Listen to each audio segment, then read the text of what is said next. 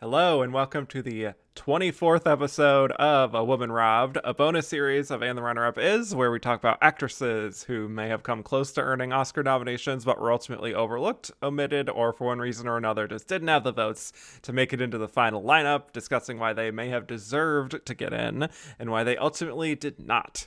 Each episode has its own theme, double feature, and this week we are going to be covering two performances from Best Supporting Actress Oscar winners who were overlooked for a great lead performance. And my guest today is a true friend, a delight every time we podcast together. You have heard her breaking down the Best Actress lineups of 1931, 1977, and 2015.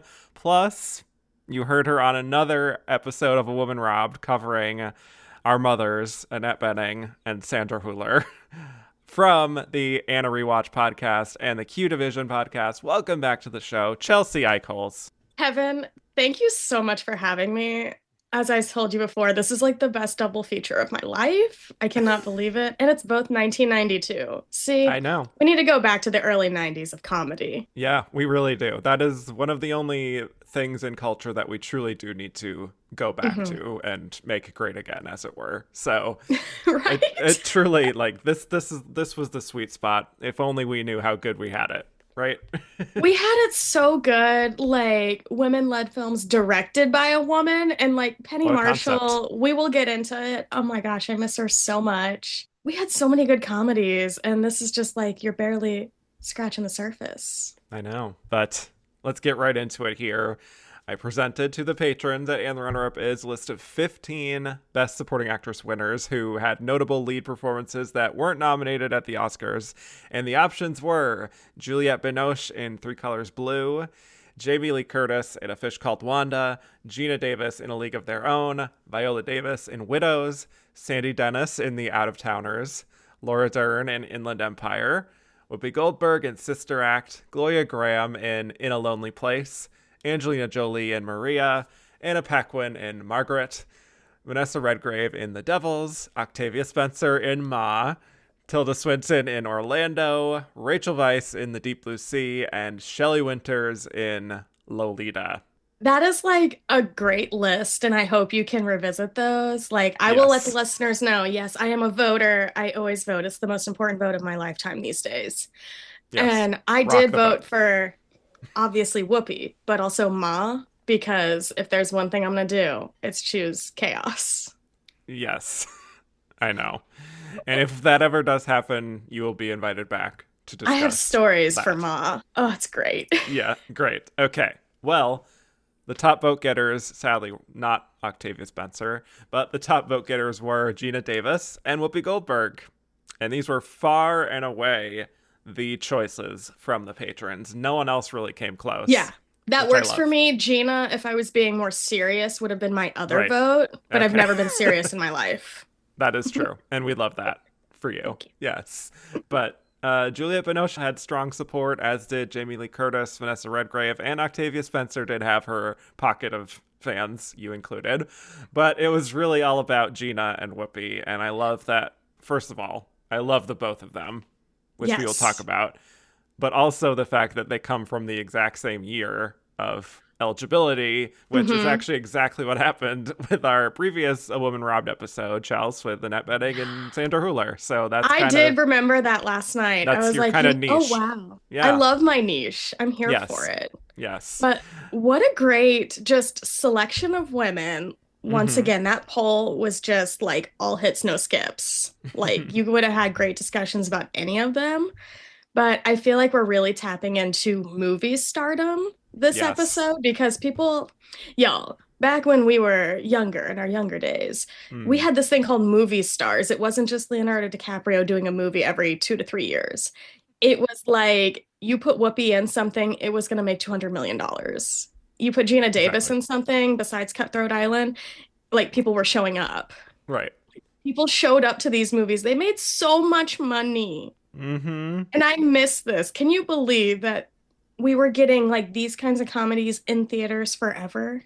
Yeah, on a regular basis. Oh, And yeah, like you said, making money. You wish Hollywood would learn a lesson Yeah, from that all these years later, because there is still an audience for that is hungry for these kinds of movies. But exactly. We are the audience. We're here. We'll throw our money at it. we really will. And yeah, it's also the second Woman Robbed episode in a row where the double feature we're talking about is like ensemble films that are mostly starring women. So, And that last episode was brilliant, amazing. oh, Loved thank every you. minute of it. But truly, this is the world I want to live in where it's just actresses in movies. And Mm-hmm. we go watch, and even like the 20th build person's like, oh my gosh, it's her. Exactly.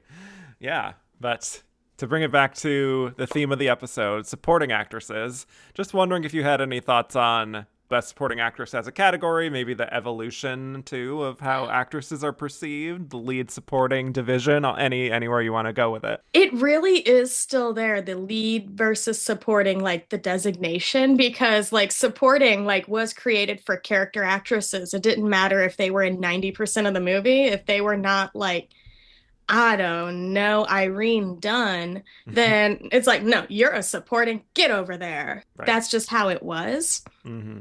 But to me, it is insane because somebody like Whoopi has a supporting actress Oscar, is one of our greatest supporting actress Oscar winners. I love that performance in Ghost. Truly insane. She only has that. Like, I love The Color Purple, but movies like what we'll talk about today, or even something like Boys on the Side, I'm like, no, she should have Mm. a Best Actress Oscar for this. She just Yeah. should, because she is a movie star still to me. Like, her and Geena Davis were like huge figures. Like, I just knew who they were when I was a toddler for some reason, because they were just everywhere in everything.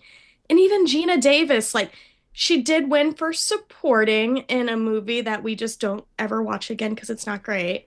Yeah. But she became a huge leading lady right after that. Mm-hmm. And now she barely makes any movies. And it's so depressing. And we'll get into why she doesn't. But Yeah. I don't know. It's just so weird that, yes, these women, they won a supporting actress Oscar, but they were the movie stars of the time. It's insane. It doesn't make sense. The math doesn't math. Yeah, it's a fair point. I mean, obviously, in the Oscar context, supporting actress is still an important category to me. Not as important as Best Actress, but It is like the second most important category. yes. But yeah, I mean, still a joy to track every year how the Hmm. race kind of evolves, and we do get those sweeper years that are a little dull. Like this past year was Zoe Saldana was not exactly the most thrilling, Yeah, but not my vote. not my We'll cup of say. tea, as Spike Lee would say. But just in general, you do tend to get those great veteran character actresses sort of getting that spotlight moment that might not Yeah. happen again for them on that level, but they do get that shine in the moment, like a Marcia Gay Harden or a like Regina King, Oh right? my gosh, Regina King is like, again, one of our greatest supporting actress Oscar winners. Totally. My dog had to Allison join us Janney. to let us know. Oh my gosh, Allison Janney. And like, Yeah. Allison Janney, amazing winner, still my second favorite in that category. That's Yeah. that's how Exactly. good supporting actress can be. Yes. Davine Joy Randolph, another great one in recent Oh my years, gosh. right? Like, which there's the Sister Act connection there. Yeah, But that's true. Davine, I just on the other pod we're rewatching Selfie, and she is in it, and she is Oh. literally like fifth build in that show. And Hmm. I'm like, just wait, in a decade you're literally gonna win an Oscar, and it's gonna You be one of the are best Oscar wins literally of the going to win category. every single supporting actress award that award season has to And offer. look beautiful doing it. Like, I'm Gorgeous. obsessed with Yes. her Instagram. She is my influencer. Yeah. Yeah. I'm waiting for her leading lady moment. Truly. We need it. Where Yeah. is her Sister Act? Where is her sister at? Because she would Where? kill it. Yeah. She would. I mean, just truly like following in Whoopi Goldberg's shadow with like She needs choosing Ghost to. the musical, so Oh, anyway, but even like back in the day, right, like Hattie McDaniel, Jane Darwell, Anne mm-hmm. Revere, incredible character actress Anne Revere, Dorothy Malone, one of my Oh my faves. gosh, Dorothy Malone. Just thinking about her makes me sad because the movie, and that's the impact. I'm like, oh, Yeah. not just because, not her life, just like, oh my gosh, that movie had such an impact on me. Yes, but it's great to see those kind of like clutch players getting that recognition, and I think it's Hmm. great that some actresses do have the opportunity to bounce between the lead roles and the supporting roles, and there aren't really as much of the segregating lines as much as there was in old Hollywood, certainly. But Yes.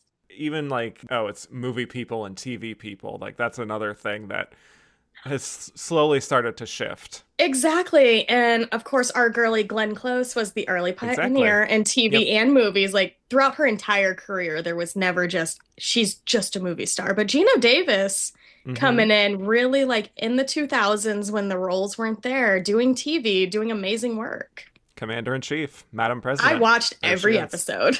I'm sure you did. I think I may have tapered off after a while, but I do remember loving her presence in that show. But anyway, I do like that the lines are blurring. It really just gives actresses the opportunity to follow the work and follow what they find most interesting. And the two actresses we're talking about today really did straddle the line really Hmm. well in that era of the 90s of the leading Yeah. lady star roles and the sort of kooky supporting roles sometimes. And they both had such unique screen presences to the point that like there wasn't anyone else in Hollywood Nobody. during their heyday that was really like them. So I always have a fondness for those kinds of just like one of a kind actresses. I mean, even now, Whoopi is just like, she's still just a name. It's Whoopi. Yes, she's on Mm-hmm. The View every single day. But to me, if she wanted to go back and do like another Color Purple level film, she could easily just go do it and have a Yeah. good time. Like, she's shown up to guest judge on Drag Race, but not only just like be on the judges panel, mentor the queens for comedy. And I'm like, you are getting time with Whoopi on this silly Billy show. And like, the queens in the moment, they understood what was going on because Whoopi, she's so generous with her knowledge. And yes, she'll say some wild stuff occasionally, but I feel like she's unimpeachable to me. Like, you've gone through so much in Hollywood, girl. You do what you want. Yeah. We can perhaps look past a few comments and it's you know, It's she's okay. She apologizes. yeah, yeah. Anyway, I think it's time to get right into this here, and we're gonna start first with Geena Davis in A League of Their Own. Treat me like a baby. I treated you like a pitcher who'd lost her stuff. When Betty's in trouble, you nurse her through. You're out there every damn pitch backing her up. You know, I seem to remember last week somebody throwing a rosin bag in my face, telling me to get my fat ass back behind the plate. Was that you or the umpire? All I know is you could have backed me up today instead of holding me back. I hold you back. It's like at home. It's like if you're here, then I'm not here. What does that mean? Okay, so I've already talked, of course, about Geena Davis on the Best Actress series for her performance in Thelma and Louise, so don't need to really do a big old introduction again, but it actually leads quite nicely into her performance in A League of Their Own because she did this film right after that. So she started filming this basically in the midst of Thelma and Louise mania. So A League of Their Own is like a kind of fictionalized retelling of the story of the women behind the real life All American Girls Professional Baseball League. So Geena has self professed in being not very athletic, but she saw this as a great opportunity to continue owning her power after her experience on Thelma and Louise. Also, fun fact I learned in my research here yet again, Deborah Winger was in the mix for this role, as she Yep. always is in this era. And And part of me would have liked to see it just the way you would sure, want to go yeah, see a certain performer in a play. But also, it's just like when I think of this film, I think of Geena Davis. yeah, there's no one else. Yeah. But I also learned that apparently Deborah quit because she didn't want to work with Madonna, which is Her loss. you do you, I guess. But I mean, divas against divas. I get it's it. true. Yeah, diva on diva violence. But Geena trained for 6 weeks prior to the shoot, and it was an exhaustive shoot, according to Geena. The director, Penny Marshall, apparently like set the record for the most footage ever shot for a movie, and like enough to make 4 whole movies of it, as she says in her book. But Good for her. but when it was released, it was a huge hit, eventually becoming the 10th highest grossing movie of 1992. So A League of Their Own is mostly set in the 1940s, World War II era, and because so many men are off at war, there's a push within Major League Baseball to assemble teams of women to compete in the newly created All-American Girls Professional Baseball League. Two of the women recruited are Dottie, played by Geena, and Kit, played by Lori Petty. Dottie is the older sister and the more favored of the two, you could say. She's also married to a man currently in the war. And Kit is the underappreciated younger sister who feels some jealousy towards Dottie. And the two travel to Chicago and meet the women who will eventually become their teammates, including May, played by Madonna, Doris, played by Rosie O'Donnell, Helen, played by Anne Ramsey, and Marla, played by Megan Cavanaugh, among many others. So they're all assigned to the Rockford Peaches, and the film tracks how they help the league gain popularity with the masses under the coaching of their alcoholic manager, Jimmy, played by Tom Hanks.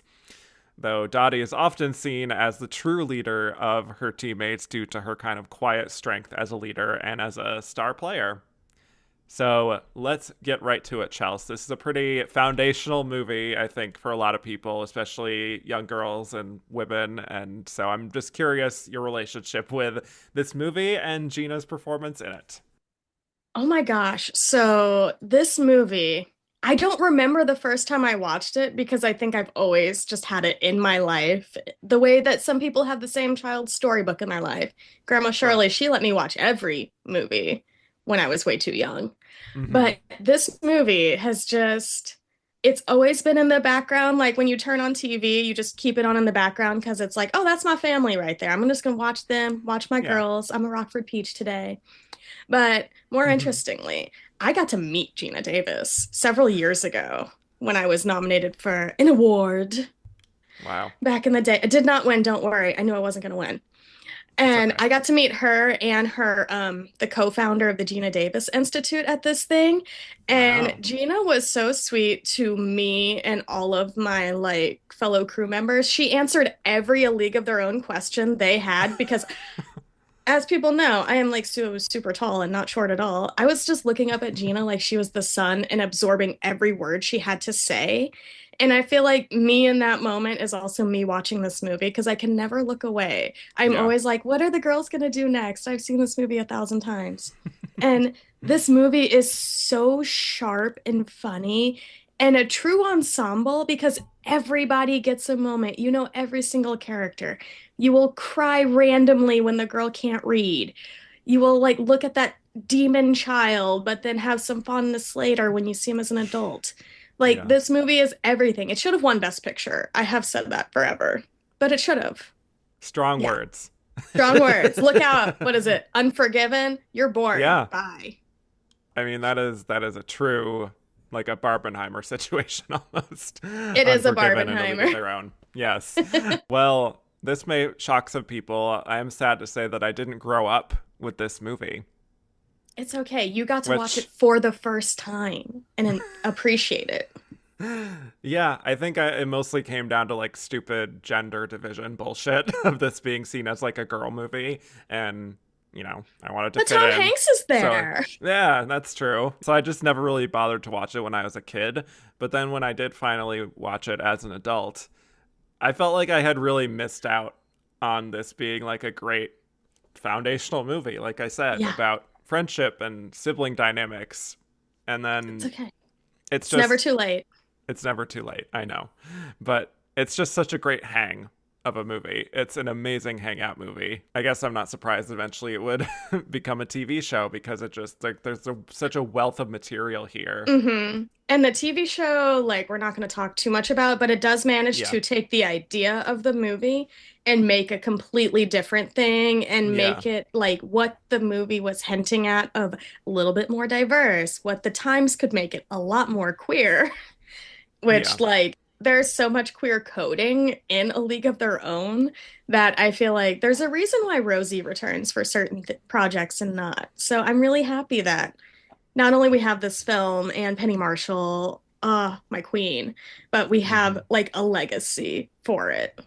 Right. Absolutely. And I think for as satisfying as it is, you almost want to luxuriate in it more. Mm-hmm. And yeah, Penny Marshall just does such a phenomenal job of immersing you in the era without even making it too kitschy. Like, it doesn't feel dated, and you're not really cringing at the references or anything. It's just No, very confidently directed. And I'm sure it was a it huge is. undertaking, but you never feel like this is all just gonna collapse under the weight of it all, even if, like, there's a framing device too of Dottie with, like, the other women many decades later reuniting at the Hall of Fame, which normally I would be like not a huge fan of that kind of framing device, but it really just kind of works here in a way that's kind of surprising, I find, you know? It really does because, again, I think we're all tired of a framing device that's like, we're going to look back at the past because Yeah. Captain America did the exact same thing.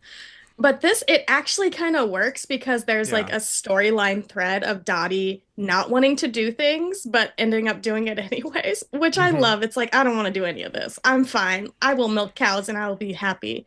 But she does it anyways, like for her sister, for the girls. Hmm. And that's feminism. Yeah. Yeah. And I also think what really helps too is Geena Davis and her screen presence and how sturdy her performance is. That's kind of the word I Oh, come to when I look hmm. at this performance, is just sturdy. Like, Yeah. she's kind of playing a bit of a straight man archetype at times, someone who doesn't really show a lot of outward emotion until she needs to. But Hmm. it's like that steady hand that just really allows you to believe in this team and their success. I actually found this great quote in her memoir where she talks about how even though her character doesn't get to have the same kind of fun necessarily or like quippy lines as Madonna or Rosie O'Donnell, she said, I decided I was going to become Gary Cooper, someone with quiet strength, someone who, when a job needed doing, would get it done. It's so real because then it makes the emotional moments like that much more impactful because like she is this very strong silent type throughout. And yes, Yeah. we get moments like in the beginning whenever her and her sister are like having a little race and walking too fast, like you see her break a little and like have that little fun with her sister. But when Hmm. she's with the girls and stuff, it's almost like parental in a way, like she's looking Yeah. after these people because she is like she's the married one. She's the one who doesn't want to be there, has to take care of everybody, has to take care of Tom Hanks, who I don't know why dirtball Tom Hanks is so hot, but he is. But then, like, Yeah. she has that moment where she thinks her husband may have died and stuff, and Hmm. it just hits that much harder because you've seen her be so strong throughout the whole movie. Exactly. It's interesting because it's not an overtly showy performance in like an Academy Oscar friendly way of just them really Hmm. loving loud performances that show off necessarily. But it's so in keeping with who this character is that it's, for me, such a remarkably subtle performance. Hmm. And it's one of those things where you would think that the, fellow actors would appreciate what she's doing here to make this happen. But You would think that they would appreciate the contrast because, again, we do yeah. have Rosie and Madonna being the best comedy duo put to film. And Yeah. then, like, every other, I call them Anne Ramsey and Anne Cusack, just off there being a little heartbreaking but hilarious. Right. You have all of these different girls, and Gina is like their leader in many ways and, like, gets them through so much and, like, helps them train and tells them what to do. But the whole time, you just know there's a whole world inside of her that these girls don't get to see. Totally.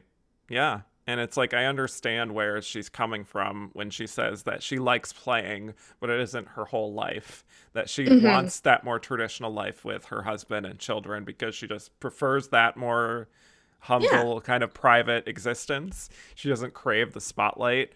Hmm. And I think that quiet strength that Gina gives the character really lends itself to the idea of it makes me feel like she really understood the context of Dottie and her upbringing and her values to the point that Hmm. it's just like, this is just how she carries herself, and the film kind of trusts the audience, and Gina Penny is trusting Gina here through her performance to make you understand why she might ultimately give it up in the end, and you don't feel like this crushing disappointment necessarily. Yes. And I think some of her best moments come from that sisterly dynamic where you see the contrast of Kit Hmm. wanting this so bad and only getting to do it because of her.